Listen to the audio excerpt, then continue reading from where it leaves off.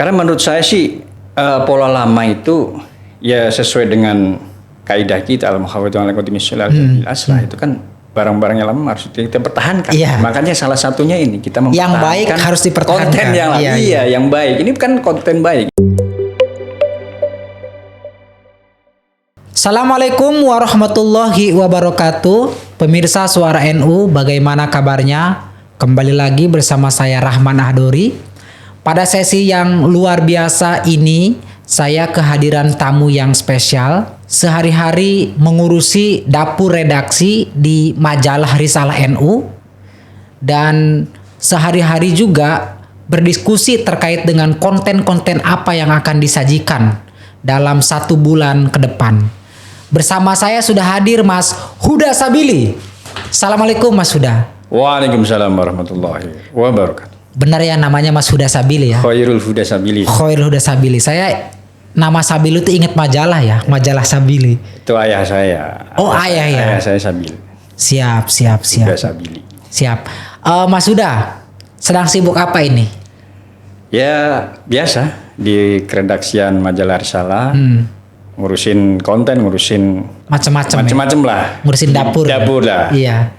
Nah, berarti kan sampai sekarang kan Mas Huda ini redaktur pelaksana di majalah Risalah NU ya? Iya. Betul ya? Betul. Oke, pemirsa, kita tahu bahwa era transformasi digital ini masyarakat bacaannya kemudian dalam hal mencari informasi itu bergeser dari yang dulu kita menunggu koran seminggu sekali, ada yang kemudian setiap hari, kemudian majalah sebulan sekali. Sekarang semua sudah bisa kita akses di dunia digital. Tapi majalah Risalah NU sampai dengan saat ini masih konsisten menyajikan, mengeluarkan, menerbitkan majalah-majalah andalannya.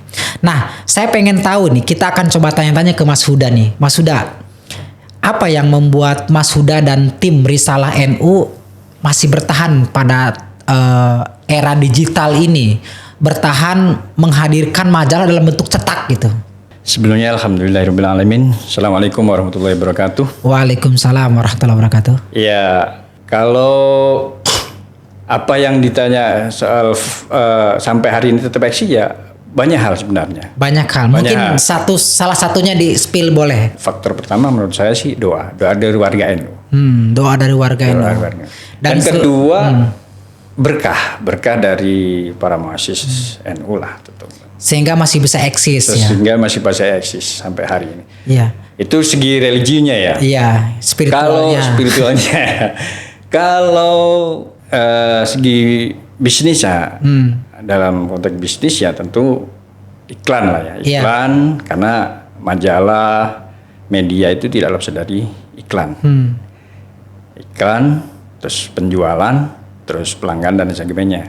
Tapi utamanya iklan. Kalau misalkan melihat fenomena perusahaan media di Indonesia ini kan beberapa media massa cetak misalnya itu kan sudah banyak yang gulung tikar. Iya betul. Karena mereka tidak bisa bersaing dengan bisnis-bisnis digital saat ini.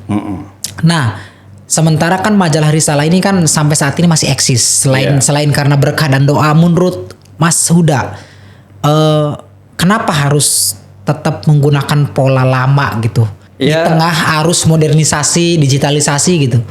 Karena menurut saya sih pola lama itu ya sesuai dengan kaidah kita itu kan barang-barang yang lama harus kita pertahankan. Iya. Makanya salah satunya ini kita mempertahankan yang baik harus dipertahankan. Konten yang lama. Iya, yang baik. Ini kan konten baik. Ini kan segmen yang baik. Makanya harus kita pertahankan. Tidak takut tergulung oleh. Tidak dong. Justru menurut saya banyak komentator, banyak pengamat yang mengatakan bahwa di era disrupsi ini majalah cetak akan gulung tikar. Menurut saya malah enggak. Justru nanti akan kembali periodenya. Akan kembali. Ya, pasca digitalisasi ya udah orang kembali lagi ke cetak lagi, menikmat cetak lagi. Ya buktinya ya masih banyak. Ya kita memang segmennya kan Nadiyin ya.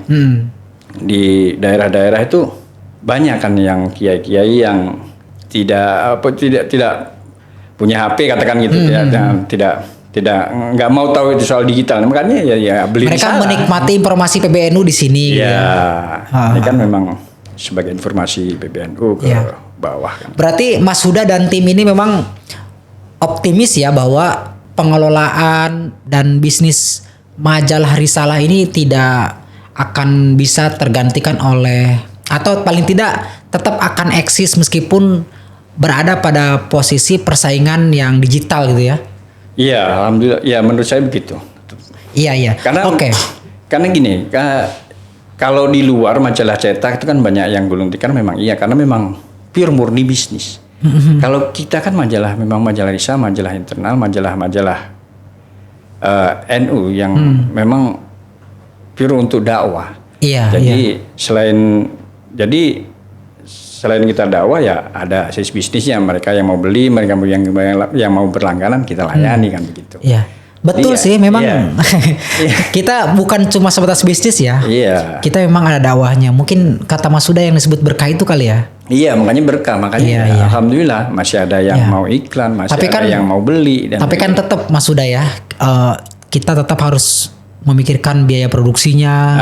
Iya. Ya. Nah, itu gimana itu Risalah untuk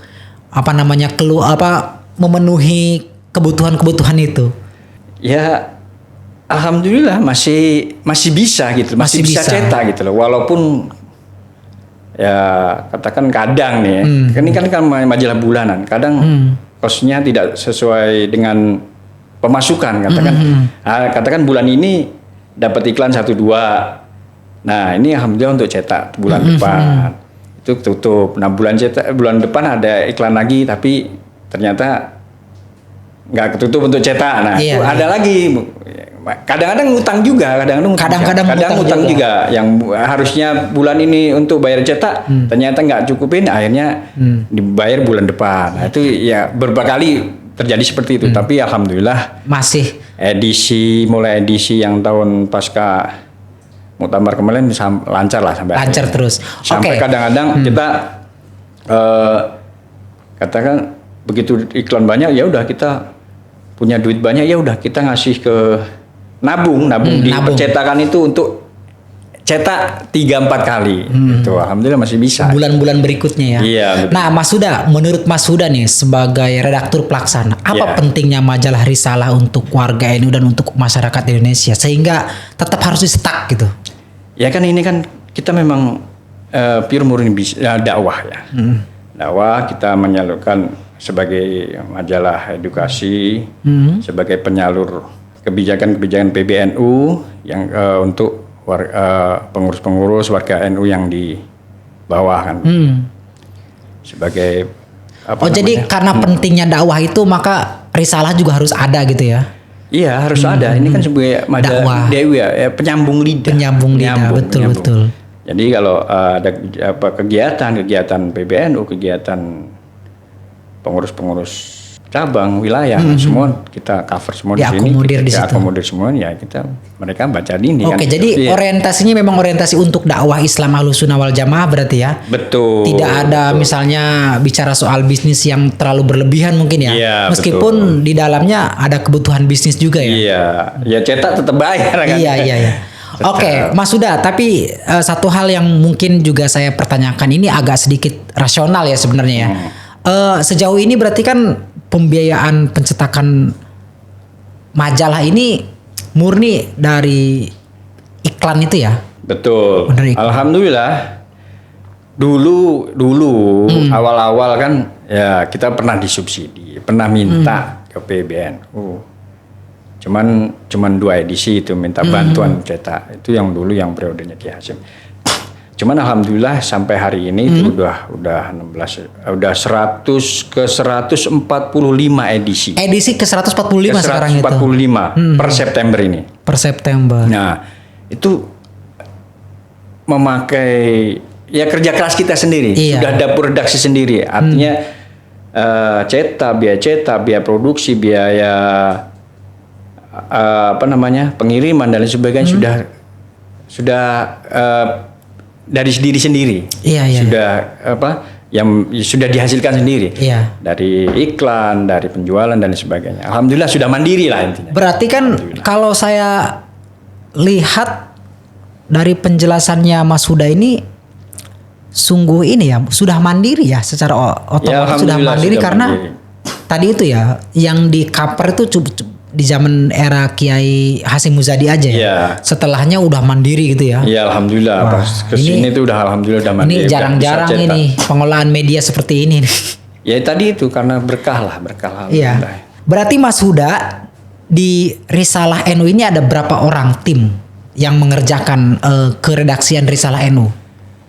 Kalau sekarang sih sekitar 20 orang lah. Oh 20 orang? 20 orang. Total ya dari mulai admin, dari mulai redaksi, keuangan dan sebagainya itu. Ya total 20-an orang lah. Banyak juga ya? Banyak juga. Itu apa nggak bengkak biayanya Mas? Ya itu tadi karena kita niatin untuk dakwah itu ya? Dakwah kita niatin untuk mencari berkah ya berapapun honornya, berapapun yang kita terima ya. Dan masih bertahan sampai hari ini. Kalau di luar UMR, kalau di sini kan UMNU kan. Oh iya. Di luar kan UMR. Iya. Di sini UMNU. UMNU makanya ya berapa aja ya kita terima alhamdulillah. Oke, Mas Huda, berarti kan majalah Risalah masih bertahan sampai dengan saat ini. Bahkan ketika Covid menghantam, majalah Risalah tetap eksis ya. Iya. Sepakat ya? Sepakat. Nah, yang saya mau coba tanyakan, memang majalah Risalah tuh dalam perjalanannya nih paling banyak tuh cetak berapa oplahnya berapa? Dulu pernah di angka 10.000 cetak. Terus menurun, naik lagi. Fluktuatif ya. Nah 10.000, pernah 7.000, naik lagi 8.000. Nah terus kena Covid terus menurun. Nah, ya alhamdulillah ya dia kisaran angka 5.000-an masih tetap lah masih ada. Iya. Berarti itu kan angka yang cukup besar ya. Jumlah yang sungguh besar kalau sekelas PBNU, meskipun warga kita kan memang banyak, tapi kan namanya ceruk kan nggak semua orang bisa masuk ke situ kan. Kalau misalkan anak-anak muda kan sukanya yang digital. Kalau orang tua kan belum tentu, dia lebih suka koran cetak gitu kan. Yang majalah-majalah gitu. Bener nggak Mas Huda? Nggak, kalau dari survei kami itu memang hari ini hari digital. Iya. Cuman tidak semua warga NU, terutama di bawah itu menikmati digital. Artinya masih senang baca buku, masih senang baca koran, masih senang baca majalah dan sebagainya. Masih ada ya? Masih ada banyak. Jadi makanya ya kita rawat ini, yang mereka yang senang itu kita rawat. Iya. Dengan menerbitkan majalah. Iya, tapi memang kadang-kadang saya juga kalau terlalu fokus ke digital itu kadang-kadang tetap berbeda kalau baca langsung dengan cetak itu ya. Memang berbeda suasananya ya, benar. Itu banyak efek ya. Iya. Kadang-kadang kalau terlalu lama digital tuh di komputer, di HP tuh gimana gitu. Tapi kalau makanya harus diselingi lagi. Makanya saya yakin pasca era disrupsi ini akan kembali lagi ke cetak lagi, manual lagi. Iya. Jadi begitu. Iya. Oke, Mas Huda, boleh dong kasih tahu ke kita nih soal gimana cara penyajian konten unggulannya apa nih, program unggulannya atau konten unggulannya, produk unggulannya di Risalah apa nih? Oke, karena ini kan majalah resmi PBNU yang diterbitkan oleh PBNU melalui Lembaga Ta'lif wa Nasr LTN PBNU yang dikomandoi Kiai Haji Jubaidi Rokib. Iya.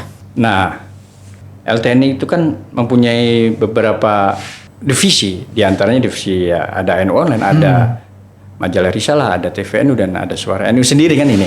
Nah, diantaranya kan, ini memang majalah terbitan PBNU melalui LTN, karenanya ya segmennya warga Nahdien khususnya, umumnya ya warga masyarakat luas. Makanya tidak jauh-jauh karena ini majalah NU ya, kontennya ya tentu ke NU-an, aswaja dan sebagainya. Dan kegiatan-kegiatan PBNU, kegiatan-kegiatan PWNU, cabang, ranting sampai ranting NU. Semua tercover di sini gitu. Iya. Kebijakan-kebijakan PBNU, itu semua ada di majalah. Kita muat semua kita cover di. Risalah itu kan juga bagian dari lembaga penerbitan PBNU ya. Iya. Betul. Nah, saya pengen tahu selain majalah, Risalah ini memproduksi apa lagi, Mas Huda? Nah, ya itu tadi kita kan walaupun ini majalah fokusnya majalah cetak, cuman kita juga mengikuti era digital, era disrupsi hari ini. Kita mengembangkan per-YouTubean ada, YouTube Risalah NU YouTube ada. Isinya apa itu, Mas? Soal ada podcast juga. Oh gitu ya. Podcast. Cuman kita lebih ke marketingnya. Marketing. Penjualannya, lebih ke bisnisnya, lebih ke bedah majalah bulan ini apa yang kita laporan utamanya, laporan khususnya. Nah, itu kita bedah di situ. Ada namanya YouTube Risalah NU. Selain itu kita ngembangkan juga ada online-nya juga. risalahnu.com itu ada juga. Ada juga kita mengembangkan bergabung ke di marketplace itu yang seperti Shopee dan sebagainya, Bukalapak, kita masuk ke situ juga. Jadi beradaptasi juga dengan perkembangan zaman. Betul. Ya. Meskipun produknya cetak. Iya, fokusnya ke cetak, cuman digital juga ada punya. Medsos semua, Instagram, Facebook kita punya semua. Ya, dalam rangka menyosialisasikan hasil produknya ya. Betul. Ada juga yang terbaru itu My Edisi. My Edisi itu jadi di situ jualan digital. Jadi kalau ada pelanggan pembaca itu pengen yang digital. Itu My Edisi itu punya siapa, Mas? Saya kurang tahu. Cuman tapi untuk seluruhnya itu ya. Iya, itu umum itu. Nah, Risalah sudah masuk ke situ, sudah terkontak, sudah kerjasama, sudah masuk ke situ. Coba buka My Edisi, nanti di situ ada Risalah. Nah, di situ ada. Nah, di situ kan kita jualannya filenya, bentuk file yang digital yang berupa untuk edisi berapa, tinggal pesan aja berapa harganya. Di situ ada harga dan lain sebagainya, tinggal. Berarti setiap majalah yang diterbitkan itu, setiap majalah yang dicetak itu hasilnya dijual apa diberikan? Kalau untuk internal NU digratiskan atau gimana? Kalau internal, kalau PB, pengurus, kalau untuk lembaga-lembaga kita gratis semua. Gratis semua. Tapi kalau untuk yang luar Nahdien itu beli ya? Beli. Ya. Kalau minta kita kasih. Kalaupun dia mau langganan, monggo kita langganan. Kalau dia majalah, mau beli, kita jual gitu. Cocok. Iya. Mas Huda, satu majalah tuh berapa harganya, Mas? Kalau sekarang sih 30.000. 30.000. Kalau ini baru naik itu sekitar 3 bulan. Sebelumnya 25. Karena biaya cetak naik, kita ikut naik. Jadi sekarang 30.000. Oke. Tapi alhamdulillah pelanggan, agen nggak ada yang komplain. Ya memang wajar harga segitu gitu. Mas Huda, tadi kan Mas Huda di awal nyinggung soal doa, soal berkah, soal dukungan dari kiai, dari pengurus. Nah, saya pengen tahu, pernah nggak sih Mas Huda kan di Risalah sudah berapa tahun, Mas Huda? Ya kurang lebih 15 tahun lah. 15 tahun ya. Pernah merasakan nggak momen-momen Mas Huda benar-benar sedih gitu ketika ngelola majalah Risalah? Sedih karena sesuatu hal tentu ya. Atau misalkan momen-momen yang Mas Huda tuh benar-benar dalam tanda petik Risalahnya lagi jaya itu senang. Ya pasti ada lah pasti. Naik turun tuh mengalami itu ya? Iya pasti ada lah. Pas turunnya ada sedih, gimana tuh? Ada duka, pasti ada. Waktu sedih ya mungkin. Pas momentum apa gitu? Ya dikejar-kejar percetakan, dikejar-kejar hutang. Pernah itu. Edisi ini nggak buat bayar, edisi depan baru bisa bayar. Nah, ada tagihan dari percetakan itu pernah. Waduh, ini kemana ini? Nah, ini kan akhirnya muter otak kan teman-teman kan gimana ini solusinya kan? Nah, akhirnya alhamdulillah ada jalan. Ada jalan. Pertama itu, kedua ya kadang-kadang kita susah payah jadi payah kita bikin tulisan, bikin konten, bikin ini dan sebagainya, bayar cetak sendiri. Kadang-kadang nggak dihargai gitu. Nggak diapresiasi. Iya, nggak diapresiasi. Nah itu kita sedih itu. Iya. Sedih. Kadang-kadang kan gini, kita waktu baiknya kita nggak diapresiasi, cuman waktu jeleknya kita dihabisi. Nah itu paling sedih tuh. Aduh ya Allah. Iya. Ya inilah ini perjuangan makanya inilah perjuangan. Itu yang disebut dengan dakwah tadi. Dakwah tadi ya begitulah ya kita sadarnya begitu. Cuman ya sedih aja sedih. Mas Huda, coba bisa nggak diceritakan ke kita soal sejarah majalah Risalah NU? Pasti banyak yang belum tahu nih warga NU terkait dengan sejarah Risalah NU, dari mulai pembentukan kemudian sampai dengan eksis sampai di tahun 2023 ini. Mungkin Mas Huda tahu ya sejarahnya gimana tuh Mas Huda? Perjalanan sejarah majalah Risalah NU. Jadi kalau perjalanan majalah Risalah NU itu kan sejak periodenya Kiai Hasyim Muzadi.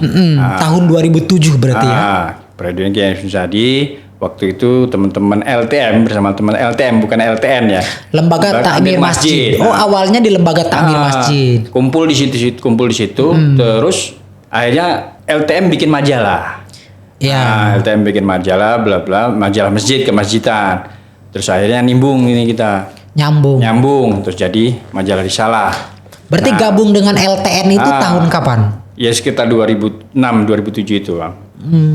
Nah, akhirnya terus punya sendiri majalah Risalah terbitan. Akhirnya periode setelah itu ya kita kembangin sendiri majalah Risalah NU. Akhirnya terus karena ini majalah media akhirnya gabung dengan LTN sampai sekarang. Nah dulu majalah Risalah NU kecil bentuknya. Ini kan ukurannya kecil. A4. Nah sekarang ini kan gede nih yang besar ukuran majalah. Terus pada tahun berapa ya, sekitar tahun 2016 kalau nggak salah, itu berubah menjadi besar. Edisi ke-70 itu berubah besar. Tapi tahun berapa mulai gabung sama LTN, bukan LTM ya? Ya sekitar. Resminya lah kira-kira kalau bahasa hukum. Nah dulu kan Pimret pertamanya itu kan pemimpin redaksinya itu Pak Jis Mujahid. Orang Malang, kebetulan memang beliau pengurus LTM juga. Terus habis itu sekarang Kiai Mustafa Hilmi, Cak Mus. Sekarang. Nah, pasca Kiai Hasyim Muzadi, nah itu begitu Kiai Said, nah baru gabung ke LTN. Berarti di era Kiai Said ya, gabung ke LTN-nya ya. Ya diurusi LTN lah. Diurus LTN. Dulu yang urusi LTM, terus sekarang diurusi LTN. Sampai sekarang. Berarti Kiai Said itu tahun 2005 ya ke 2015 ya. Iya. 2010, 2015, 2021 ya berarti ya. Itu gabung sama LTN ya. Iya. Karena yang ngurusi LTN, diurusi LTN karena berhubungan dengan media.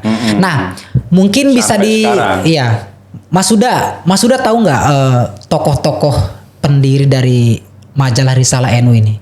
Kalau tokoh-tokohnya sih dulu yang tadi saya sebutkan, pertama pimpinan redaksi itu Jis Mujahid. Haji Jis Mujahid itu orang LTM, orang Malang yang sekarang jadi dosen, pernah juga di DPR.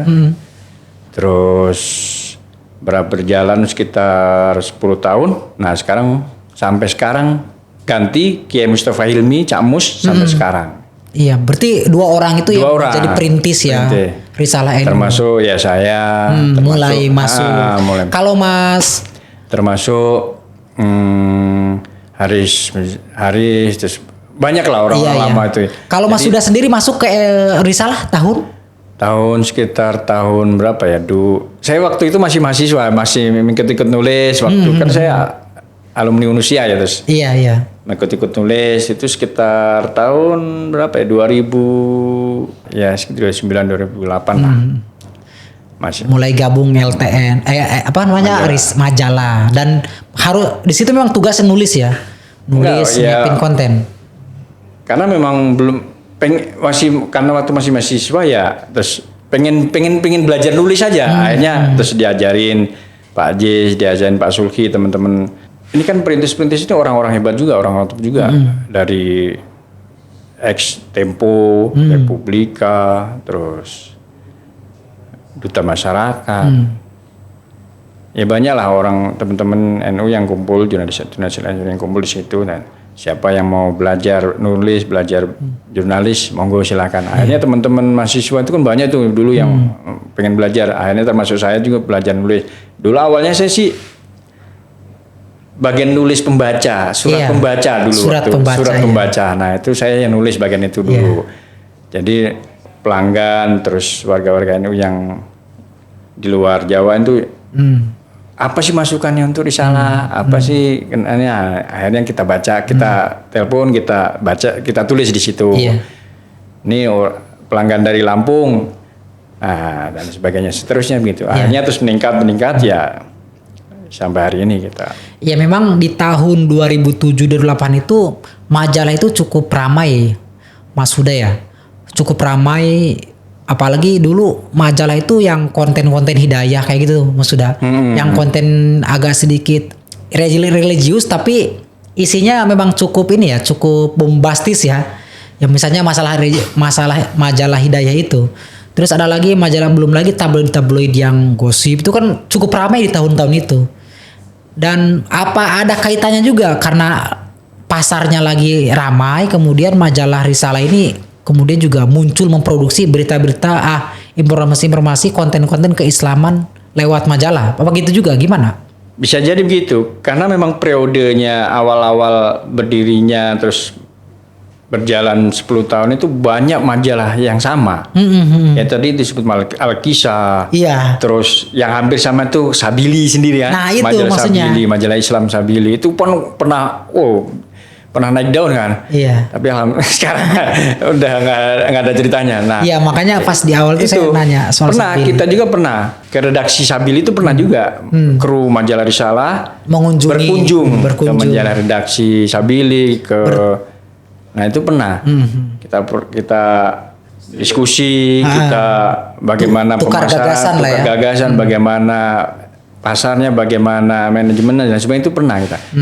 Mas Huda, di awal-awal periode atau di awal-awal berdirinya majalah Risalah, konten yang dikembangkan apa, Mas Huda? Rubriknya, isinya tuh apa aja? Ya nggak beda jauh dari sekarang sih. Oh nggak jauh beda, berarti konsisten Kaswajaan, ke-NU-an itu tetap kita kembangkan, tetap kita. Kalau sekarang saya lihat kayaknya banyak juga iklannya tuh. Ya alhamdulillah, berkah doa. Kalau dulu-dulu mungkin nggak terlalu kan? Dulu karena ini kan majalah lama berarti kan, makanya banyak perusahaan, banyak kementerian yang sudah mengenal. Makanya sebenarnya hari ini itu kita itu sebenarnya tinggal menikmati aja. Iya, karena ini dirintis sejak lama.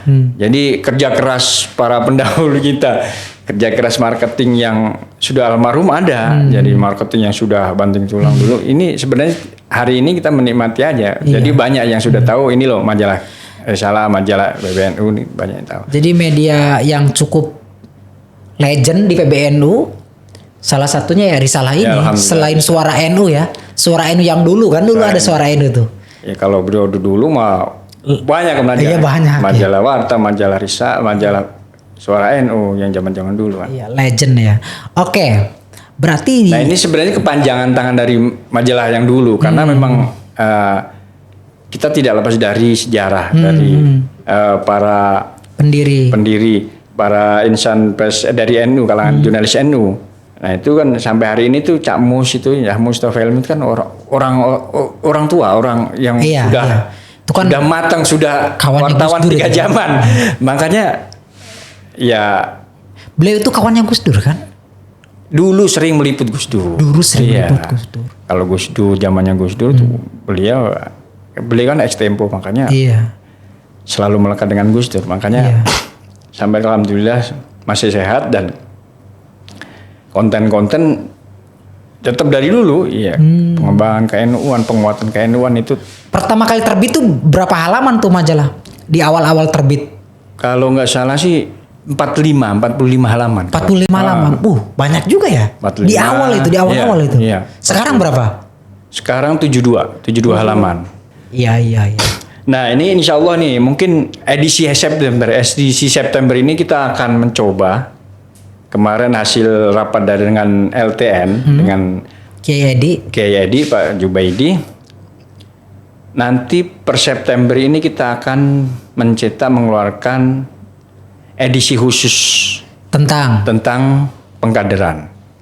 Tema besar kita tentang pengkaderan, sistem pengkaderan yang digagas oleh Gus Yahya. Sistem pengkaderan nanti bagaimana ceritanya, bagaimana sistemnya, IT-nya dan sebagainya. Nanti kita kupas tuntas di situ sampai mulai awal hingga akhir. Dan kita akan cetak log yang tebal. Mungkin kalau sekarang 72 halaman, nanti mungkin perencanaannya sampai 100 halaman. Khusus soal pengkaderan, semua kita bahas tuntas. Nah, habis itu kita cetak, kita akan edarin nanti di Konbes Munas Konbes di September nanti. Yang rencananya begitu, kita sebarin ke peserta semuanya nanti. Ya, kita berharap dengan demikian ya majalah Risalah ini itu memang benar-benar menjadi rujukan, menjadi inspirasi, menjadi milik kita bersama, membesarkan bersama begitu. Oke, berarti tersendirilah. Yang terbaru ini yang edisi September ya, itu edisi September kan yang terbaru. Edisi September, edisi bulan depan. Yang akan terbit. Yang akan terbit. Yang itu diisi oleh konten-konten kaderisasi. Apalagi yang baru, yang selain soal isi kaderisasi? Enggak, ini edisi khusus untuk Munas Konbes ya. Oh iya nanti. Nggak tahu mungkin edisi depannya mungkin berubah lagi atau tetap kembali lagi. Nah itu belum ada perencanaan. Cuman yang jelas hasil kesepakatan dari para petinggi LTN nanti ya itu ada edisi khusus. Siap. Kita memblock up. Kita tunggu edisi khususnya. Makanya kita tunggu. Makanya jangan sampai dilewatkan. Iya, jangan sampai ditinggalkan untuk membeli dan membaca. Majalah Risalah NU. Majalah Risalah NU, kebanggaan kita bersama. Oke, mantap sekali Mas Huda. Iya. Oke Mas Huda, sebagai orang yang ikut merintis Majalah Risalah NU ya sampai dengan pada titik ini, Mas Huda punya harapan apa sih untuk majalah ini sehingga yang Mas Huda sebut dakwah, kemudian juga doa, berkah itu paling tidak kan bisa dipahami masyarakat secara luas. Gimana Mas Huda menanggapinya?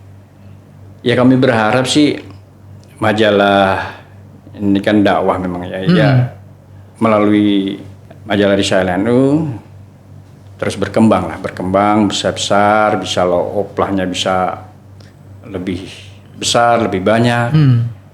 Masyarakat teredukasi, warga Nahdliyin bisa menikmati hasil karya kita kan. Intinya berkembang lah dan berkah itu aja. Berkah semuanya. Paling penting Majalah Risalah ini tetap eksis ya. Ya mudah-mudahan semoga aja tetap eksis dan bisa. Saya berharap begitu. Terus mendakwahkan Islam Ahlus Sunnah wal Jamaah. Amin. Nah itu utamanya begitu. Walaupun ganti generasi, ganti era, ganti pimpinan, Majalah Risalah saya berharap tetap besar dan membanggakan. Makanya kita punya tagline mencerahkan dan menyejukkan. Ya agar ya warga masyarakat Nahdliyin biar cerah dan sejuk kan gitu melalui Majalah Risalah. Ya. Oke, Mas Huda. Kalau kira-kira bermimpi tadi yang disampaikan Mas Huda berharap Majalah Risalah akan lebih besar, oplahnya lebih tinggi, banyak diminatin. Kira-kira strategi apa yang harus dipersiapkan untuk mencapai itu Mas Huda?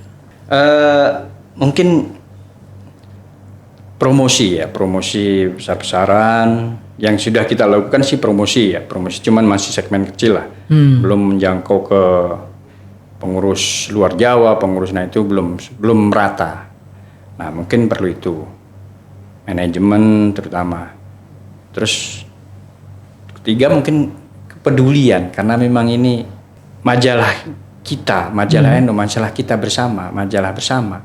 Ya pengurus tentunya dari tingkatan PB sampai ranting NU ya ini lo punya kita, bangga. Nah makanya ya gimana caranya kan harus mungkin dibeli atau diapresiasi. Apresiasi. Nah, itu mungkin itu.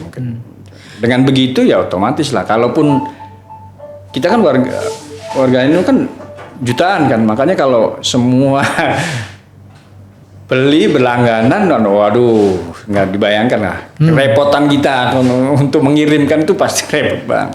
Iya. Menurut Mas Huda selain soal tantangan marketing ya, tantangan apa lagi yang saat ini dihadapi oleh Mas Huda dan tim? Mungkin soal ini rasa memiliki itu tuh rasa kurang. Memiliki kurang ya. Dari siapa? Dari warga NU apa dari siapa nih?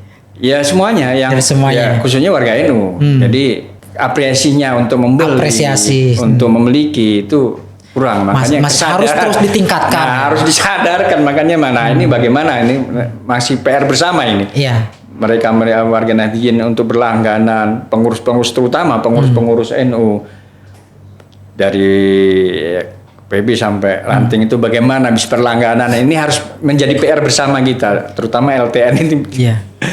Ya, tapi harus dijawab juga kenapa harus berlangganan. Ya kan ini produk kita, produk NU punya kita, makanya harus berlangganan. Iya. Asli ya, aslinya pakai sound. Iya. Mas Huda, terima kasih banyak atas waktunya Mas Huda. Sama-sama. Mudah-mudahan Mas Huda dan tim tetap sehat, sukses, amin. Dan yang paling penting bisa mengurus majalah Risalah NU sampai majalah Risalah NU punya prestasi dan punya kontribusi yang nyata untuk mendakwahkan Islam Ahlussunnah wal Jamaah. Amin. Semoga. Kita bertemu di lain waktu Mas Huda. Siap. Sekali lagi terima kasih banyak atas waktunya. Pemirsa, demikian perbincangan kami dengan Mas Huda Sabili. Tadi sudah disampaikan berkaitan dengan suka duka dalam hal pengelolaan majalah Risalah NU di tengah persaingan digitalisasi. Kita akan bertemu lagi di lain kesempatan. Terima kasih. Saya Rahman Ahdori pamit. Wallahul muwaffiq ila aqwamit thoriq. Wassalamualaikum warahmatullahi wabarakatuh. Assalamualaikum warahmatullahi wabarakatuh. Pemirsa Suara NU dan warga Nahdliyin dimanapun Anda berada, kalau ingin berlangganan majalah Risalah NU, bisa pesan melalui nomor di bawah ini, atau bisa juga datang ke kantor majalah Risalah NU di gedung BBNU lantai 6 dengan harga 30.000. Terima kasih. Wallahul muwaffiq ila aqwamit thoriq. Wassalamualaikum warahmatullahi wabarakatuh.